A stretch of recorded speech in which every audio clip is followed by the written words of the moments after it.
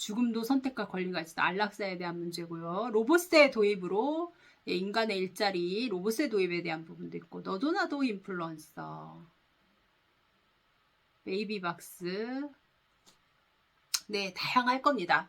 자, 이렇게 시작하시면 됩니다. 뉴스를 선택을 하실 때 아이들한테 쭉 뉴스를 보여주시고요. 어떤 게 재밌을 것 같아? 라고 물어보시면 돼요. 어떤 주제를 선택할 때 엄마가 나 관심 있는 거 주제에 너 규모의 경제에서 속도의 경제로 바뀐다는데 그거 알아? 라고 던지시기보다 아이한테 이 주제들 중에 뭐가 재밌을 것 같아?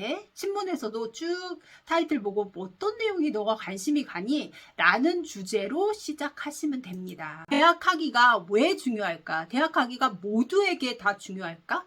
제가 이 주제를 택한 이유가 있어요. 아이들이 대학을 가는, 좋은 대학을 가고, 이런 것을 목표로 지금 그게 다 목표는 아니지만 그것을 향해서 정말 열심히 공부하고 있잖아요. 그런데 아이들이 한 번쯤 생각해 봤으면 좋겠는 거죠. 진짜 대학에 왜 가야 될까? 나한테 대학 공부가 꼭 필요할까? 이런 생각을 좀 해줬으면 하는 바람이 있어서 대학 하기에 대해서 한 번쯤은 같이 생각해 보면 아이가 이래서 나 대학에 가야 되겠네. 대학이 이래서 필요하겠네 라고 생각할 수 있을 것 같아서 그 주제를 가지고 제가 오프라인에서 강연을 했었고 거기에 학생들도 참여를 했었어요. 학생 학부모님이 같이 이제 질문을 하고 생각해보고 질문하고 그리고 나서 글쓰기까지 연결해서 해봤거든요. 그래서 대학하기가 꼭 필요한 경우하고 대학하기가 없어도 가능한 경우하고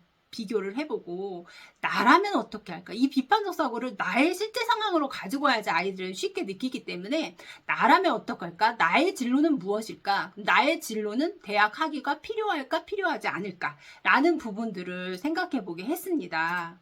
그래서 또 그 방법뿐만 아니라 비판적 사고력을 연습하는 또 다른 방법들이 있죠. 찬반 토론, 대학하기 필요하다, 필요하지 않다 라는 부분에 대해서는 이 주제들에 대해서는 제가 인터넷을 활용해서 스마트폰으로 검색하면서 자료를 찾을 수 있게 안내를 드렸습니다. 이 과정들이 지금 다 나와 있고요. 두 번째는 역사적 흐름을 알아보는 거예요. 역사적으로 대학하기가 얼마나 중요했는지 그 부분들을 좀 따지다 보면 비판적으로 생각하는데 도움이 되거든요. 그리고 대학하기에 관한 선입견은 과연 무엇이 있을까? 선입견을 조사해 보는 겁니다. 다음으로는 대학하기를 따기 위해서 과다한 경쟁이 일어나고 있는데 이곳의 문제점은 무엇일까? 또 대학하기에 대안은 없을까? 다른 나라에서는 대학하기를 어떻게 다루고 있을까? 이런 것들을 다양하게 검토해 보면서 진짜 나한테 대학하기가 필요할까? 라는 것을 생각하는 과정을 체험을 했는데요. 이게 이제 학생들과 어머니들이 작성하신 글입니다. 이 과정을 통해서 한 번 더 나도 엄마로서 내 아이가 꼭 대학에 가야 할까? 대학의 필요성에 대해서 한 번 더 생각해서 더 이제 이론으로 무장할 수 있고 이론적으로 이렇게 생각할 수 있겠구나라고 논리적으로 생각하는데 도움을 받게 된 거죠. 제가 이게 시간을 들이고 글을 썼는데 이렇게 글을 쭉쭉 써내기가 사실 쉽지 않거든요. 그런데 이 과정에서 이 과정들을 거쳤기 때문에 조금 더 쉽게 이 글쓰기까지 이어졌다고 생각이 됩니다. 글을 잘 쓰시는 분들만 여기 강연에 참석했던 게 아니에요. 글을 누가 쓰든 못 쓰든 누구나 다 참여를 했는데 이렇게 긴 글을 써내실 수 있었다는 것은 이 과정에서 비판적 사고력이 길러진 게 아닌가라는 생각이 좀 들고요.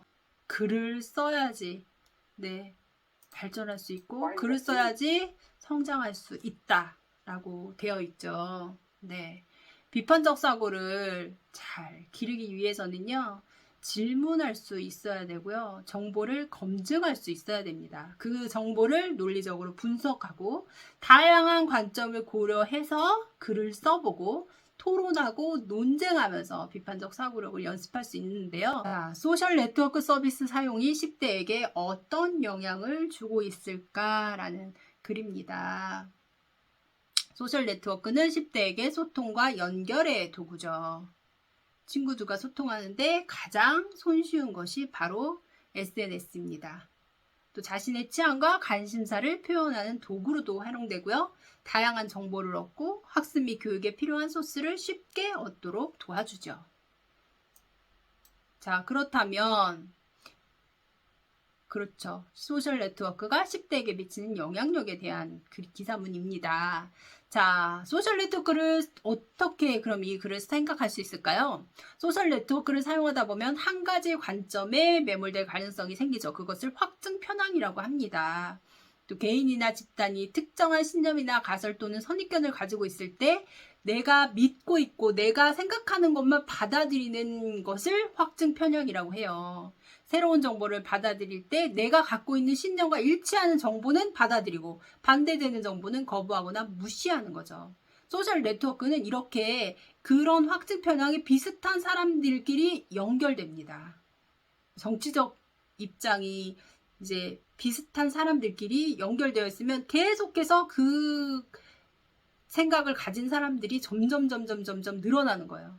그래서 그런 SNS의 특징을 알고 있다면 이거를 비판적인 관점에서 어떻게 생각할 수 있을까요? 나의 경향을 살펴보는 거죠. 나의 확증 편향은 무엇이고 내가 갖고 있는 특성은 무엇인가? 나는 왜 그것을 선호하는가를 생각해 봐야 된다는 겁니다. 그냥 모두가 쓰니까 쓰는 것이 아니고요. 그러려면 첫 번째 문제를 살펴보면요. 자, 첫 번째, 내가 주로 사용하고 있는 소셜 네트워크 서비스는 뭔가? 그것의 종류와 이유를 생각해 봅니다. 두 번째, 내가 주로 소비하는 영상, 그 영상의 특징이 뭔지를 이렇게 그 메타인지로 보는 거예요. 지금까지는 아무 생각 없이 봤잖아요. 그러면 내가 쭉 이제 유튜브에서 보시는 거예요. 이거 시간 제가 드릴 때 보시면서 나는 어떤 영상을 주로 봤었지? 내가 뭐 이제 먹방 영상을 주로 봤다. 그럼 어떤 욕구가 숨어 있었을까요? 나 다이어트 하는데 너무 먹고 싶어. 그래서 자꾸 먹방 영상을 보게 돼. 이런 욕구가 투영되어 있죠. 내가 주로 소비하는 영상이 뭔지를 살펴보면서 나에게 부족한, 내가 추구하고 내가 SNS를 통해서 얻고자 하는 것이 무엇인지 나를 살펴보는 기회를 갖게 되는 겁니다. 그리고 그렇다면 그렇게 나한테 편향되어 있는 사고는 무엇일까? 그리고 이것을 어떻게 바로잡을 수 있을까? 이제 문제가 파악이 됐잖아요. 내가 원하는 게 무엇이고 내가 무엇을 추구하고 있는지가 보이면 그때부터는 그것을 어떻게 바로잡을 수 있을지를 생각하게 되는 겁니다. 이 과정을 통해서 아이들이 나에 대해서 메타인지로 바라보는 경험을 하게 됩니다. 옆에서 아무리 엄마가 너 SNS 좀 그만해, 끊어, 뭐 유튜브 끊어, 핸드폰 빼서 이래도 아무 소용이 없어요. 아이가 스스로 조절해야 하고 조절하고 싶다는 생각이 들어야만 자기가 조절을 하거든요. 어른도 사실 조절이 쉽지 않은데 아이가 얼마나 어렵겠어요. 그럼에도 불구하고 내가 이렇게 하고 있구나 라고 생각을 한다면 다시 바로잡을 수 있는 기회는 생긴다는 겁니다. 그래서 이런 질문들을 통해서 자신을 다시 바라보고 비판적으로 생각할 수 있는 힘을 기르게 되는 거죠. 자기 스스로 자기를 통찰하는 시간을 통해서 비판적 사고력을 연습하는 겁니다. 지금요, 이런 연습은 루틴이거든요, 사실. 왜 내가 이 연습을 해야 돼? 이게 아니라요. 내가 연습해야지만 아이하고도 할 수 있습니다. 그렇기 때문에 나 못해.